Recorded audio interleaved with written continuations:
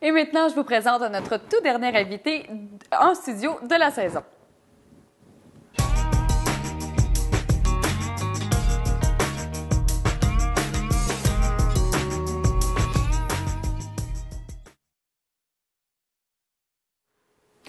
C'est la dernière émission, il fait beau, il fait chaud, l'été s'en vient. Eh bien, on a envie de bouger et ça tombe bien puisque c'est le retour d'un club cycliste à Gaspé et Jean-François Tappe va nous en parler un peu plus aujourd'hui.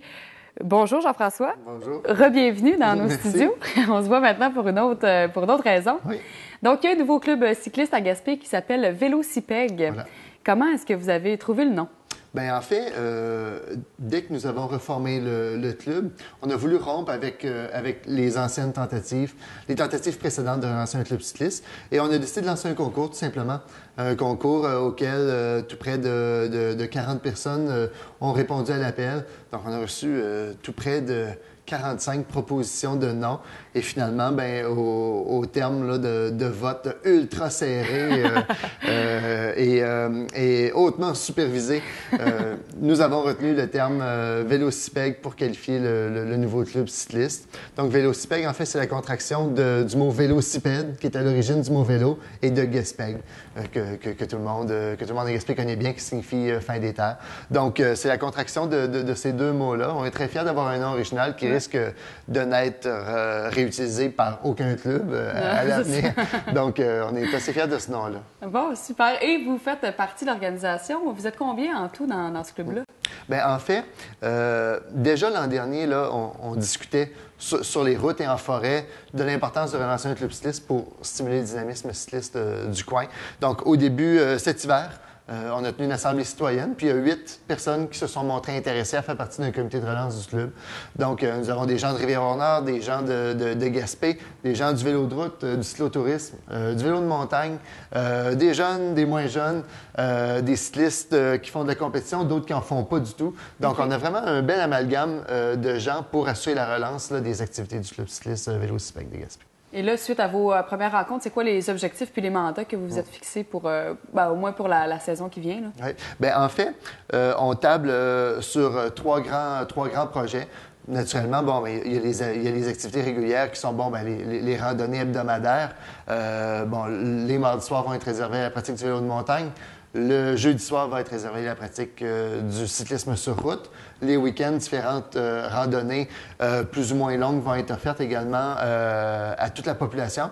Je dis bien à toute la population parce qu'il n'y a pas de membership au Club Vélocipègue cette année. Donc, tout le monde qui a un vélo, qui souhaite participer et qui voit la fiche descriptive de l'activité puis se dit, bon, ben c'est pour moi. Et le bienvenu.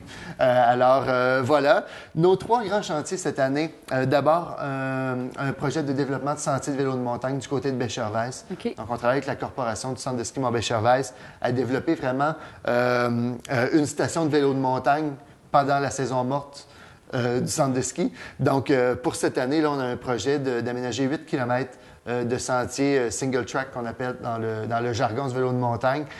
Sur les 3 prochaines années, ça devrait nous mener à un domaine cyclable de 25 km à Bechervaise, si tout se passe comme on le souhaite.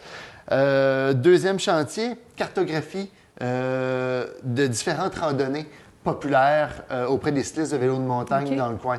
Donc, déjà, tout le monde connaît Pierrot Mainville à Gaspé parce que c'est le monsieur qui connaît tous les sentiers à Gaspé. On va sortir tous les sentiers du cerveau à Pierrot pour les mettre dans un guide qui va pouvoir être disponible à la population, aux nouveaux arrivants notamment qui arrivent et se disent, bon, ben j'aimerais beaucoup visiter la forêt gaspésienne, mais c'est grand, j'ai peur de me perdre. Alors, nous allons cartographier là, dans un guide différentes randonnées. Et finalement, le 3e projet, qui est né d'abord de... on a décroché une épreuve régionale du circuit de vélo de montagne, donc le circuit régional Calinette de vélo de montagne. C'est le 1er septembre à Gaspé. Mais bon, on s'est dit, tant qu'à accueillir des gens de tout l'Est du Québec à Gaspé, pourquoi pas organiser un événement? Donc, de ce sous-événement-là est né le Boîte et Bitume, donc le festival Boîte et Bitume, qu'on appelle affectueusement le festival B2, qui aura lieu les 1er et 2 septembre. Donc, boîte pour le vélo de montagne le samedi avec le championnat régional de vélo de montagne, puis différentes compétitions amicales locales de vélo de montagne. Et le dimanche, une grande cyclo-sportive pour les cyclistes sur route. Donc, le tour de la péninsule de Forillon, dans le cadre d'un événement que vous appelez le Grand Fondo Forillon. Donc, ça va être une randonnée, là, plus une randonnée compétitive, un peu comme les gens qui s'inscrivent à des marathons. Une certaine partie des marathoniens s'inscrivent pour gagner le marathon, mais plein d'autres gens s'inscrivent uniquement pour le compléter. Le cyclo sportif, c'est le même principe. Donc, c'est un défi qui est personnel. Ça va être un parcours de 100 km de Gaspé à Gaspé par le fameux tour de la Rancelle que les gens connaissent bien ici. Donc, on va offrir un parcours de 100 km, un parcours de 40 km chronométré.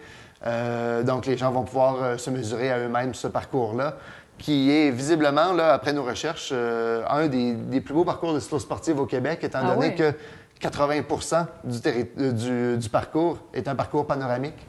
Donc, on voit la mer, les montagnes tout au long du parcours. Donc, on est très fiers d'offrir ça cette année dans le cadre d'une cyclo-sportive régionale. On espère dans les prochaines années là, débloquer vers un événement davantage provincial. Certainement, c'est super intéressant. Puis donc, c'est ça, de ces projets-là, il y a aussi des activités.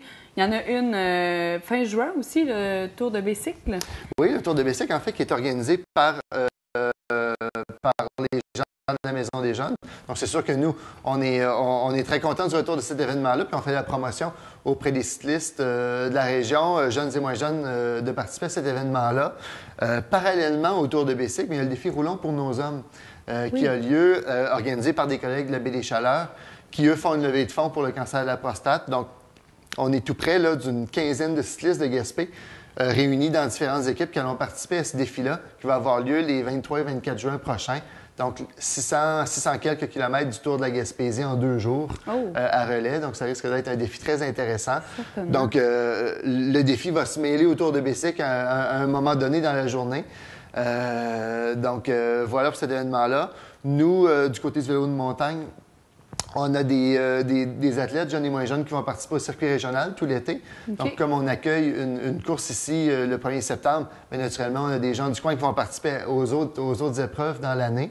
La première, c'est le 17 juin.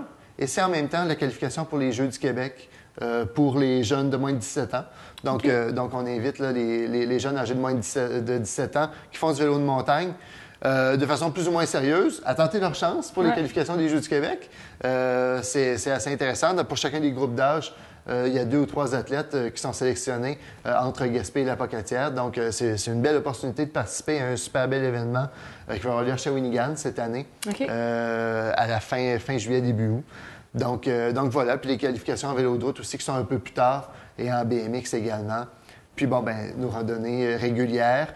La semaine dernière, on tenait le Tour du silence, qui est un événement qui se tient simultanément à travers le monde pour rendre hommage aux cyclistes disparus sur les routes. Donc, on l'a tenu ici à Gaspé mercredi dernier. La pluie a ralenti les ardeurs de plusieurs, mais on était tout près d'une vingtaine de cyclistes là, qui avaient participé à cette activité-là. Donc, c'est assez intéressant. Et c'est important aussi de préciser que c'est ça, c'est pas juste de la course, c'est vraiment ouvert à tout le monde. Absolument. D'ailleurs, les randonnées, surtout en mai et juin, qui sont offertes, c'est des randonnées vraiment débutants, qui sont ouvertes à tous les types de cyclistes.